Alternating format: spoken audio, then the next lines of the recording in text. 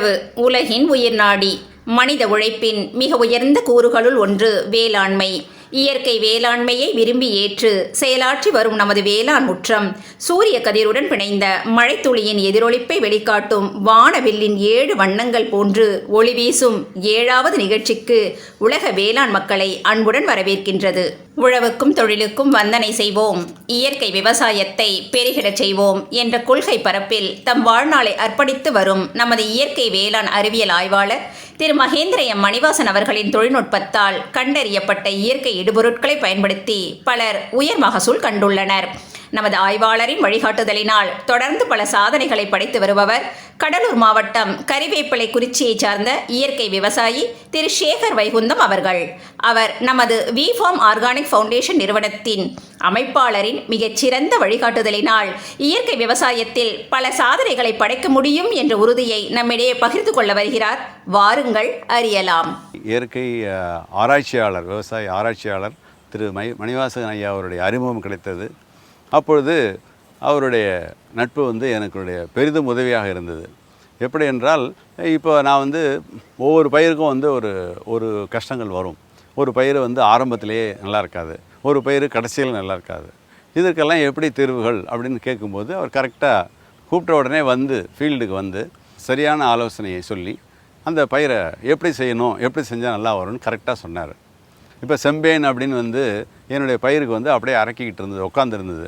அவர் ஒரு ஆலோசனை சொல்லி இந்த வேப்பெண்ணெய், புங்க எண்ணெய், இழுப்ப எண்ணெய் கரைசல் அவரே தயாரிக்கிறாரு, அதை கொடுத்து இதை போடுங்க ஐயா, மீன் கரைசல்னு சேர்த்து போடுங்க அப்படின்னாரு.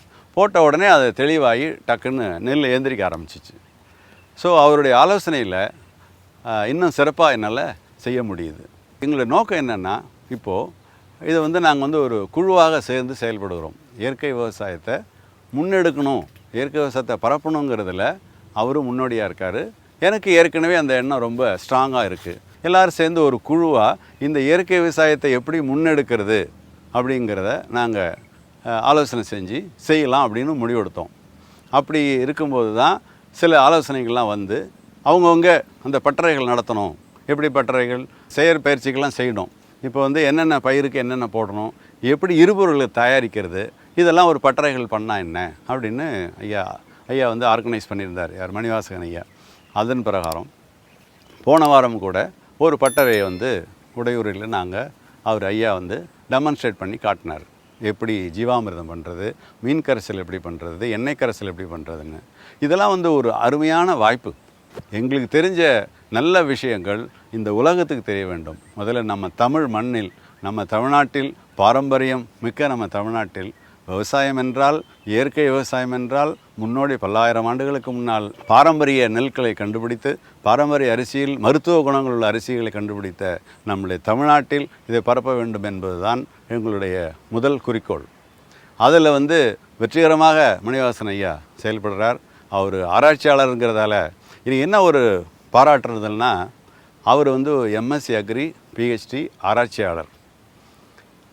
இப்போது ஒரு அக்ரி ஆராய்ச்சியாளர், விவசாய ஆராய்ச்சியாளர் செயற்கை விவசாயம் செய்கிறாங்க இல்லையா, அவங்க ஆராய்ச்சியாளர் பண்ணால் அது எப்படி இது பண்ணுறது, மருந்து எப்படி கண்டுபிடிக்கிறது, பூச்சியை எப்படி கொல்றது, அதுக்கு மருந்து கண்டுபிடிக்கிறது, இப்படி தான் பண்ணுவாங்க. ஒட்டு ரகம் எப்படி இது பண்ணுறது, அடுத்த ரகத்தை எப்படி கொண்டு போகிறது, எப்படி விளைச்சலை பெருக்கிறது, அப்படி தான் கொண்டு போவாங்க. இப்போ இயற்கை விவசாயத்தில் அப்படியே அது மாறுபட்டதுங்க. பூச்சிகளை கொல்றது கிடையாது, பூச்சிகளை விரட்டுறது தான். இப்போ எல்லாருக்கும் விவசாயம் தெரிஞ்சிருக்கலாம், ஆனால் அதை ஆராய்ச்சி பண்ணி அதை எப்படி குறைக்கிறது இயற்கை முறையில் அப்படிங்கிறது இது மாதிரி ஆராய்ச்சியாளர்கள் இங்கே வரும்போது நம்ம ஊக்குவிக்க வேண்டும், நிச்சயமாக ஆதரவு தர வேண்டும். அந்த வகையில் அவருடைய வழிகாட்டுதல்களை நாங்கள் ஏற்றுக்கொள்கிறோம். இதற்காகத்தான் குழுவாக அமைந்து எல்லோருக்கும் இதை பரப்ப வேண்டும் என்ற நோக்கத்துடன் எல்லாம் செஞ்சுக்கிட்டு இருக்கோம். ஸோ கடைசியாக பட்டறை செஞ்சுருக்கோம். திரும்ப இதுமாரி எப்படி இடுபொருள்களை செய்கிறதுங்கிற பட்டறையை இன்னும் தொடர்ந்து செய்வார் ஐயா. நாங்கள் அதுக்கு ஆதரவு கொடுப்போம், எல்லோரும் சேர்ந்து செய்ய போகிறோம். இப்போது ஒரு குடும்பத்தில் ஒருத்தர் மட்டும் அந்த விவசாயத்தை, இயற்கை விவசாயத்தை முன்னெடுத்தால் சரியாக வராது. குடும்பத்தோடு எல்லாரும் சேர்ந்து செய்ய வேண்டும். இதனால் என்ன யோசித்தோம்னா, இந்த இயற்கை விவசாயம் பண்ணுறவங்களாம் சேர்ந்து குடும்பத்தோட தன்னுடைய மனைவிகளும் மக்களோடையும் ஒரு இடத்துல கூடி இயற்கையில் விளைந்த உணவுப் பொருட்களை தயாரித்து அங்கே சாப்பிட்றது, எல்லோரும் கூடி பேசுகிறது, இயற்கை விவசாயத்தை எப்படி பண்ணுறதுன்னு பேசிக்கிட்டு இருக்கலாம். இதுமாரி பயனுள்ள முறையில் ஒரு கூட்டத்தை நாங்கள் கூட்டி இயற்கை விவசாயம் செய்யும் குடும்பங்கள் எல்லாம் ஒன்று சேர்ந்து கலந்துரையாடல் செய்யும்போது அப்போ அவங்களுக்கு ஆர்வம் அதிகமாகுது, அதனுடைய பயன்கள் தெளிவாகுது. இப்போ நான் மட்டும் பண்ணுறேன்னா நான் வச்சுக்கிட்டு இருப்பேன், எனக்கு தெரியாது. எனக்கு தெரியும், ஒரு 10 பேர் தெரியும், நான் கொஞ்சம் தான் பயிர் வைக்கிறேன், அது ஒரு எனக்கு தெரிஞ்ச நண்பர்கள் எனக்கு ஒரு வட்டம் இருக்குது, அதில் போயிடுதுன்னு வச்சுக்கோங்க. இதை நான் இன்னொரு 10 ஏக்கர் சேர்ந்து செய்கிறேன், எப்படி அதை மார்க்கெட்டிங் பண்ணுறது? அப்போது இதுமாரி கூட்டமைப்பு அதுக்கு உதவும். அதுக்கு தான் இந்த கூட்டமைப்பை நாங்கள் வச்சுக்கிறோம்.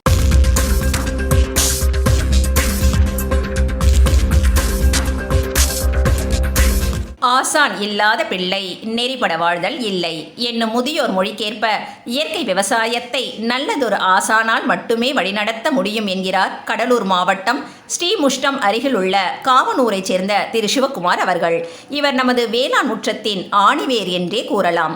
நல்லதொரு ஆசானாக நமது வேளாண் முற்ற அமைப்பாளர் திரு மகேந்திர எம் மணிவாசன் அவர்கள் செயல்பட்டு வருவதை நம்மிடையே பகிர்வதோடு நமது விஃபார்ம் ஆர்கானிக் ஃபவுண்டேஷன் நிறுவனத்தின் இயற்கை இடுபொருட்களின் தயாரிப்பு பற்றியும் விளக்க வருகிறார். வாருங்கள், இணைவோம். நாங்கள் இந்த இயற்கை விவசாயம் பண்ண ஆரம்பிச்ச பிறகு வேளாண் முற்றம் அப்படிங்கிற ஒரு குழு மூலயமா நடத்திட்டு இருக்காங்க சார். மணிவாசன் சார் அவங்க நடத்திட்டு இருக்காங்க. அவங்களோட வேளாண் முற்றம் குடும்பத்தில் இணைஞ்சு நாங்கள் இயங்கிக்கிட்டு இருக்கோம். இப்போ இதில் எங்கன்னா எங்களுக்கு ஒரு அட்வான்டேஜ் பார்த்தீங்கன்னாக்கா, அவங்களோட சார்பாக இப்போ நான் பேசுகிறேங்க. ஏன்னு கேட்டிங்கனாக்கா, அவங்க கற்றுக் கொடுத்த ஒரு விஷயத்தையும் இப்போ நாங்கள் என்ன பண்ணுறோம்னாக்க, ஒவ்வொரு ஊருக்கும் போய் முகாம் போட்டு அங்கே விருப்பப்பட்டவங்களும் நாங்கள் சொல்லி கொடுத்துட்ருக்குறோம். இடுபொருளில் பார்த்தீங்கன்னாக்கா பஞ்சகாவியாவில் கோமியன்றது ஒன்று சேர்த்துக்கிட்டு இருந்தோம் இது வரைக்கும். ஆனால் எங்களோட ஆலோசகரோட ஆராய்ச்சியில் ஒரு நல்ல ரிசல்ட் கொடுத்துருக்காருங்க. பஞ்சகாவியில் நாங்கள் கோமையை சேர்க்கறது இல்லைங்க. பஞ்சகாவியில் கோமையை சேர்க்கறதுக்கு காரணம்னு கேட்டிங்கன்னா, சேர்க்காம விடுறதுக்கு அதில் அமோனியா கண்டென்ட் ஜாஸ்தி அப்படின்னு சொல்லலாங்க. அடுத்தது பார்த்தீங்கன்னா, அதோட சேர்க்காமல் இருக்கும்போது வாடையும் நல்லா இருக்குங்க. அமோனியா கண்டென்ட் கூட போகும்போது ஆட்டோமேட்டிக்காக பூச்சி நோய்க்கான வாய்ப்புகள் அதை உள்ளே கொண்டு வரதுக்கான வாய்ப்பு நிறையா இருக்குங்க.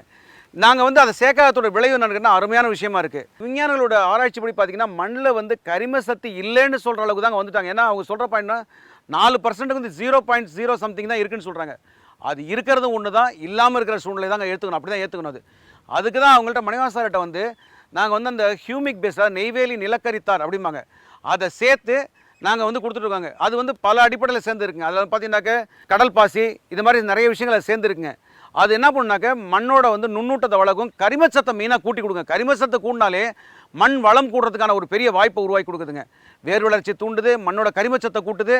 நம்ம பல வருஷம் போராடி அழிச்சதை ஒரு சில காலங்களே அதை கூட்டணும்னா நமக்கு நிச்சயம் அந்த கரிமச்சத்துங்கிற வேணுங்க. அது அதனால் அதை வாங்கிக்கிறவங்க. அடுத்தது நிறைய பேர் இன்னொன்று விஷயம் என்ன சொல்லணும்னு கேட்டிங்கனாக்க, பல பேர் விவசாயம் இன்னும் ஆசைப்படுவாங்க. ஆனால் அவங்களோட வேலை சூழ்நிலைங்க வெளியில் வேலையில் இருப்பாங்க. அவங்க பார்த்தீங்கன்னாக்க பஞ்சகாவியை தயாரிக்க முடியாது, மீன் கரிசல் தயாரிக்க முடியாது, இந்த மாதிரி சூழ்நிலை இருப்பாங்க.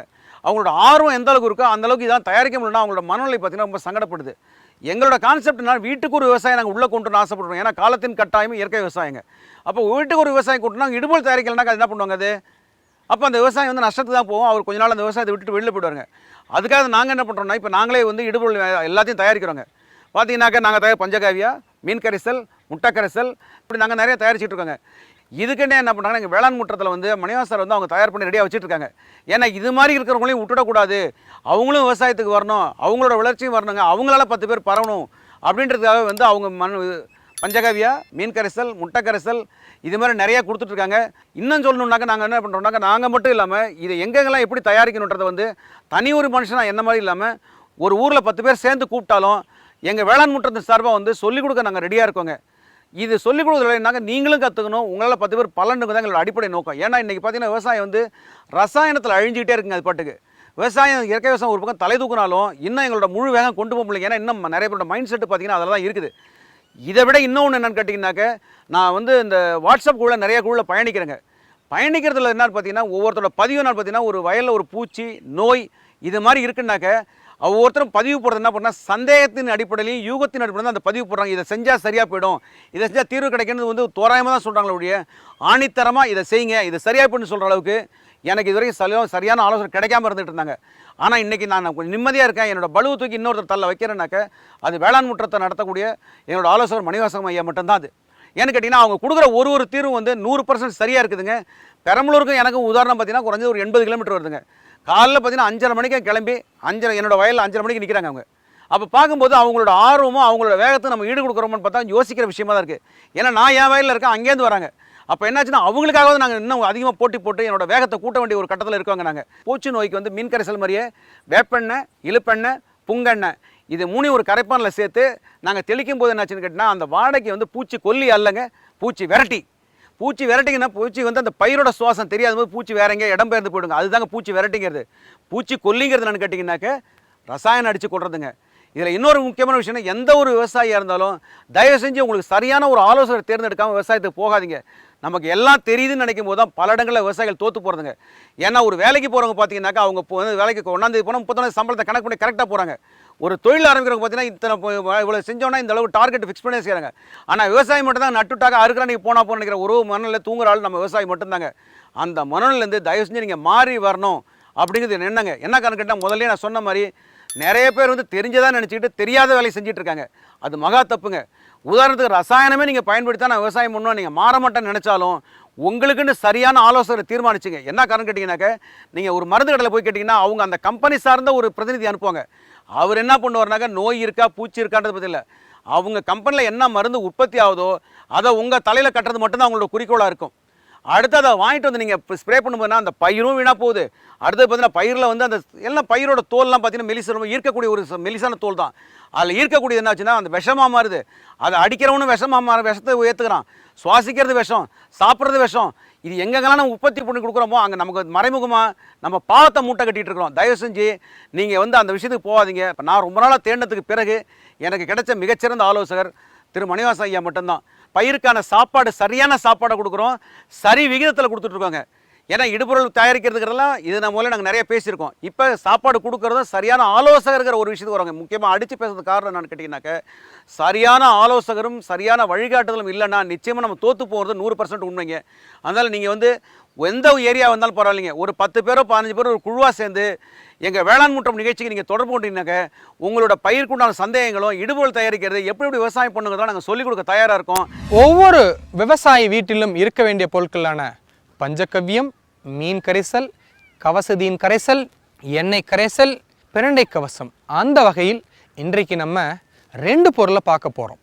என்னென்ன பொருள் அப்படின்னா, ஒன்று முட்டை கரைசல், அதற்கடுத்து 2வது விஷயம் வெற்றிலை கவசம்.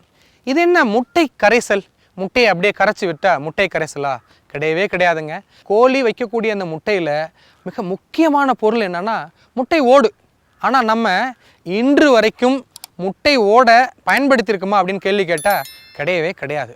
ஆனால் அந்த முட்டை ஓட்டில் தான் மிக சிறந்த நல்ல வலிமை கொடுக்கக்கூடிய, நோய் எதிர்ப்பு சக்தியை கொடுக்கக்கூடிய, மனிதனுக்கு எலும்பு வளர்ச்சி, பல் வளர்ச்சி மற்றும் உறுதியான உடல் அமைப்பை கொடுக்கக்கூடியது இந்த கால்சியம் சத்துங்க. அதே போல் பயிர் சாகுபடியிலும் நல்ல நோய் எதிர்ப்பு சக்தியும் பூச்சி எதிர்ப்பு சக்தியும் நல்ல திடமான ஒரு பயிர் இலை கொடுக்கறது எது அப்படின்னா கால்சியம் சத்துங்க.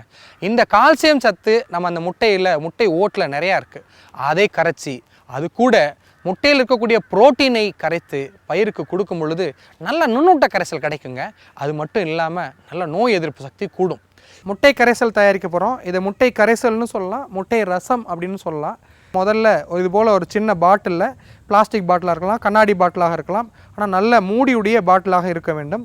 இந்த பாட்டிலில் ஒரு 5 முட்டையை எடுத்து உள்ளே ஒன்று ஒன்றா வைக்க போகிறோம். இந்த பாட்டிலுக்குள்ளே முட்டையை அடுக்கி வச்சிடுறோம். அதுக்கடுத்து ஒரு முட்டைக்கு 50 கிராம் அப்படிங்கிற அளவில் நம்ம என்ன பண்ண போகிறோம் அப்படின்னா நாட்டு சர்க்கரையை எடுத்துக்கணும். அப்போ 5 முட்டை வைக்கிறோம். அதனால் 5 முட்டைக்கு 250 கிராம் நாட்டு சர்க்கரை அதில் நம்ம போட போகிறோம். இந்த நாட்டு சர்க்கரை ரசாயனம் கலவாத நாட்டு சர்க்கரையாக இருக்கணும், நல்லா தூளாக இருக்கணும். அதனால் நம்ம என்ன செய்ய போகிறோம் அப்படின்னா நாட்டு சர்க்கரையை தூளாக 250 கிராம், ஒரு முட்டைக்கு 50 கிராம். இப்போ ஒரு விவசாயி எனக்கு முட்டை கரைசல் அதிகமாக தேவை அப்படின்னு நினைக்கிற விவசாயி 10 முட்டை எடுத்துக்கிறார் அப்படின்னா ஒரு முட்டைக்கு 50 கிராம்னு 500 கிராம் வேண்டும். இப்போ நம்ம முட்டையை வச்சுட்டோம், அதுக்கடுத்து நாட்டு சர்க்கரையை வச்சுட்டோம். அதுக்கடுத்து இப்போ எலுமிச்சம்பழம். இந்த எலுமிச்சம்பழத்தை அரிஞ்சு அதில் இருக்கக்கூடிய சாறை நம்ம இதில் புழிஞ்சு விடணும். இந்த முட்டை கரைசலுக்கு நம்ம எலுமிச்சை சாறை மட்டும்தான் பயன்படுத்தணும். தண்ணி ஊற்றிடக்கூடாது. தண்ணி ஊற்றுனா இந்த முட்டை ஓடு கரையாது. அதனால் இந்த எலுமிச்சை சாறை இதில் ஊற்றுறோம். இது வந்து எவ்வளவு எலுமிச்சை சாறு வேணும் அப்படின்னா அது முழுகிற அளவுக்கு. அதனால தான் எப்பயுமே சின்ன பாட்டிலாக எடுத்துக்கிட்டால் இது வேகமாக கரையும். இப்படி இந்த எலுமிச்சை சாறை அதை முழுகிற அளவுக்கு நம்ம கொடுக்கணும். இப்படி இதை தயாரித்ததில் நம்ம என்ன செய்யணும் அப்படின்னா நல்லா மூடி போட்டு மூடி வச்சிடணும். இப்போவே கலக்கக்கூடாது. அப்படியே நம்ம முட்டை வச்சுருக்கோம், அதுக்கப்புறம் நாட்டு சர்க்கரை போட்டிருக்கோம், அதன் பிறகு எலுமிச்சை சாறை மட்டும் கொடுத்துருக்கோம். நல்லா டைட்டாக காற்று புகாதவாறு மூடிக்கணும். அதுக்கப்புறம் இதை அப்படியே ஒரு வாரம் வச்சுருக்கணும். இப்படி நம்ம தயாரித்த இந்த பாட்டிலை ஒரு வாரத்திற்கு பிறகு திறந்து பார்த்தா முட்டை நல்லா உப்பி இருக்கும். முட்டை ஓடு கரைஞ்சிருக்க அளவுக்கு நல்லா உப்பி இருக்கும். உங்களுக்கு ஆச்சரியத்தை கொடுக்கக்கூடிய அளவுக்கு அந்த முட்டை ஓடு கரைஞ்சிருக்கும். இது வரைக்கும் நம்ம இந்த முட்டை ஓடு கரைஞ்சதை பார்த்துருக்க மாட்டோம். இந்த எலுமிச்சை சாருக்கு அவ்வளோ பெரிய மகத்துவமான ஒரு சக்தி உண்டு. இது கரைஞ்சிரும். இதற்கு பிறகு இந்த பாட்டிலை இப்படி நல்லா மூடி இப்படி தினமும் காலையும் மாலையும் நல்லா இப்படி கலக்கிக்கிட்டே வந்தோம்னா 2 வாரத்தில் முழுமையாக இந்த முட்டை ஓடு முட்டையில் இருக்கிறது எல்லாம் கரைஞ்சிடும். இந்த கரைசலை எடுத்து நம்ம பயிர் பாதுகாப்புக்கு பயன்படுத்திக்கலாம். நான் சொன்னது போலவே நுண்ணூட்ட சத்துக்கள் இருக்குது, நோய் எதிர்ப்பு சக்தியும் இருக்குது. அதனால் இதை எல்லா பயிர்களுக்கும் பயன்படுத்தலாம். 1 லிட்டருக்கு 1 மில்லியிலிருந்து 2 மில்லி வரை இதை ஒரு பயிர் பருவத்திற்கு இதை வைத்துக்கொள்ளலாம். பஞ்சகவ்யம், மீன் கரைசல், எண்ணெய் கரைசல், பிரண்டை கவசம் இது கூட சேர்த்தும் பயன்படுத்தலாம். இந்த முட்டை கரைசலை பயன்படுத்துறது மூலயமா பயிரில் ஏற்படக்கூடிய நுண்ணூட்டச்சத்து குறைபாடையும் ஓரளவுக்கு சரி பண்ணலாம். பயிருக்கு நோய் எதிர்ப்பு சக்தியும் நம்ம உண்டு பண்ணலாம். பூச்சி கட்டுப்பாடையும் கொண்டு வரலாம். ஒவ்வொரு முறை தெளிக்கும் பொழுதும் முட்டை கரைசல் 1 லிட்டர் தண்ணிக்கு 1 மில்லியிலிருந்து 2 மில்லி அந்த அளவுக்கு நம்ம சேர்த்து பயன்படுத்தலாம். அடுத்து ஒரு கேள்வி வைக்கலாம். அதாவது முட்டை கரைசலை எவ்வளவு நாளைக்கு வச்சுருக்கலாம் அப்படிங்கிற ஒரு கேள்வி வைக்கலாம். அதாவது ஒரு ஆண்டு கூட இந்த முட்டை கரைசலை வச்சுருக்கலாங்க. ஒரே ஒரு நிபந்தனை தான், தினமும் காலையிலும் மாலையிலையும் நல்லா கலக்கி விடணும். உள்ளே இருக்கிற கலவை நல்லா கரையிற மாதிரி செய்யணும். அதனால் முட்டை கரைசலை நம்ம எவ்வளோ நாள் வேணாலும் பயன்படுத்திக்கலாம். ஆனால் ஒரு சிறந்த பரிந்துரை என்ன அப்படின்னா, ஒரு பருவத்திற்கு ஒரு முறை தயாரிக்கணும் அப்படின்னு வச்சுக்கோங்க.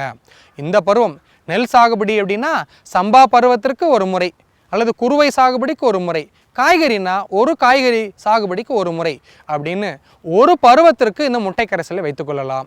இதை தயாரித்து நீங்கள் கண்டிப்பாக பயிருக்கு கொடுப்பதன் மூலியமாக நல்ல நுண்ணூட்டச்சத்து கிடைக்கும், பயிரில் அதிக மகசூல் கிடைக்கும், நல்ல பூ பூக்கும். இது எல்லாம் கிடைக்கிறதுக்கு மிக உதவிகரமாக இருக்குங்க முட்டை கரைசல். இயற்கை விவசாயம் சம்பந்தமாக வேளாண் முற்றத்தை உழவர்கள் தொடர்பு கொள்ள வேண்டிய முகவரி B-Farm ஆர்கானிக் ஃபவுண்டேஷன், 134A, முதல் தளம், ராமச்சந்திரா வளாகம், கடைவீதி, தேரடி அருகில், பெரம்பலூர். அஞ்சல் குறியீட்டு எண் 621212, தமிழ்நாடு.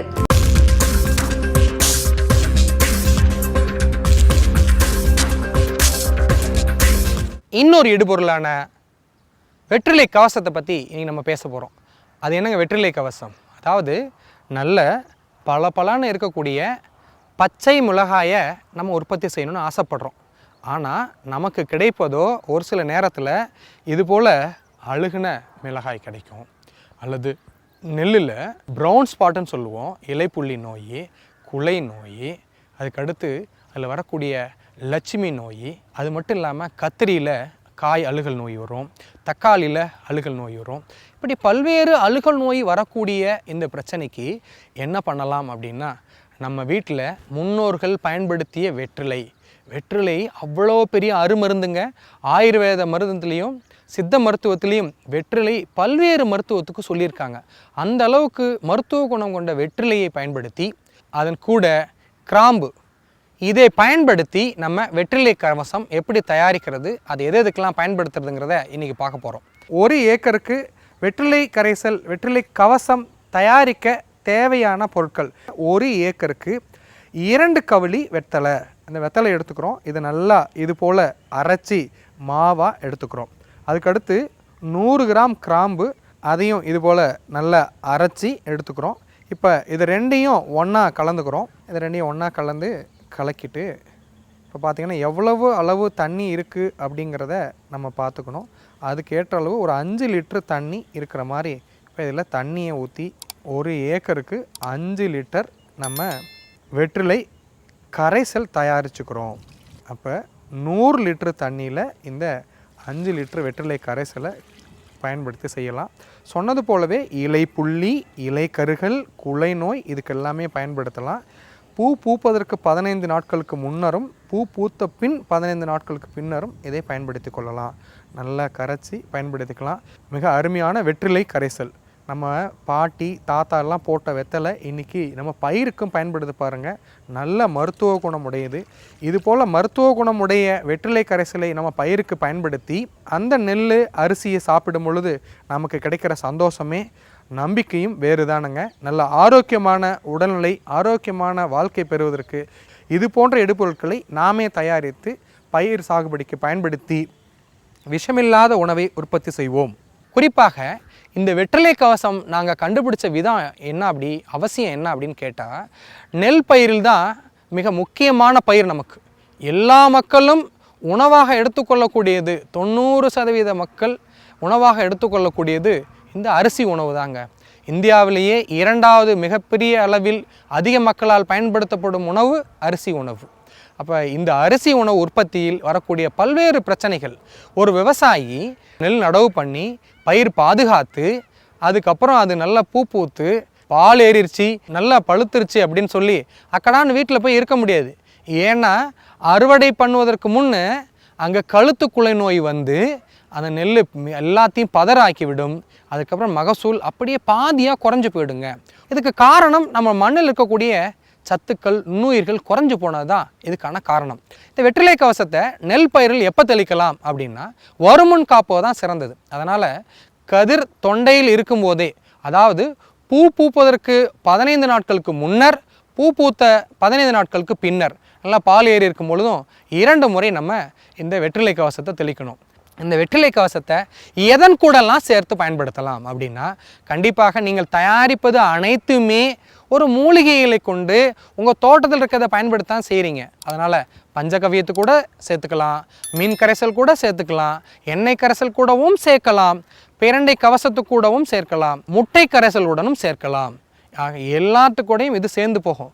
ஒரே ஒரு எச்சரிக்கை தானுங்க, அளவு சரியாக இருக்க வேண்டும் என்பது எல்லோரும் கவனத்தில் வச்சுக்கணும்.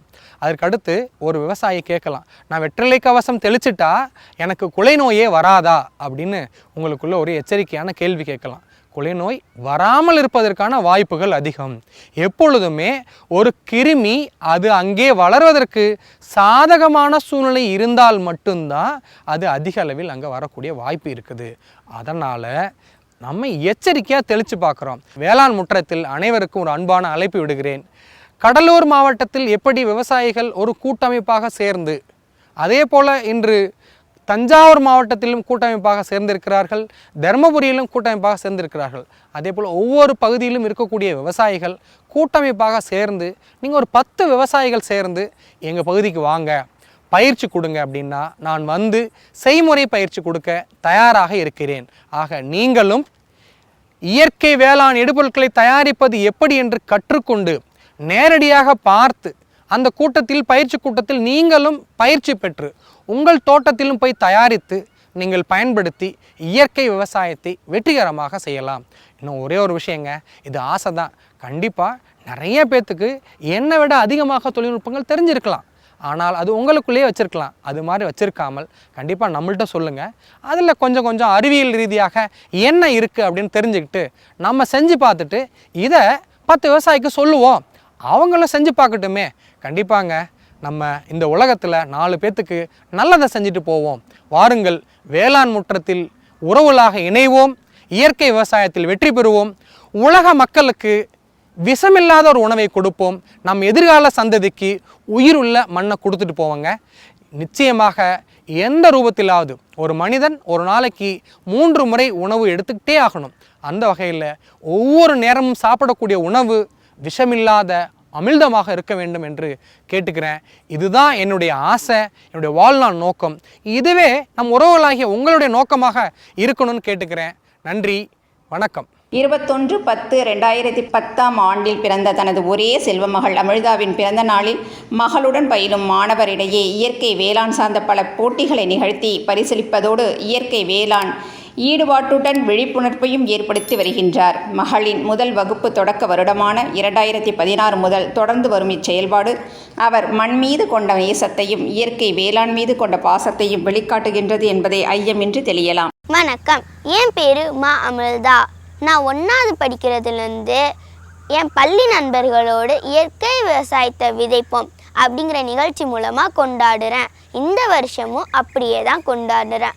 ஆனால் இந்த வருஷம் வேளாண் முற்றத்தில் உங்களுடன் சேர்ந்து கொண்டாடுறேன். நீங்களும் உங்கள் பிறந்தநாளை கேக் வெட்டாமல் மரக்கன்று நட்டு கொண்டாடுங்க. இயற்கை விவசாயத்தில் விளைஞ்சதை சாப்பிடுங்க. உங்கள் அப்பா அம்மாவை இயற்கை விவசாயம் செய்ய சொல்லுங்கள். மலர்களை தேடி தேனீ வருவதைப் போல் நல்ல ஆரோக்கியமான பயிரினை தேடி பூச்சி வருவது இயற்கையின் நியதி.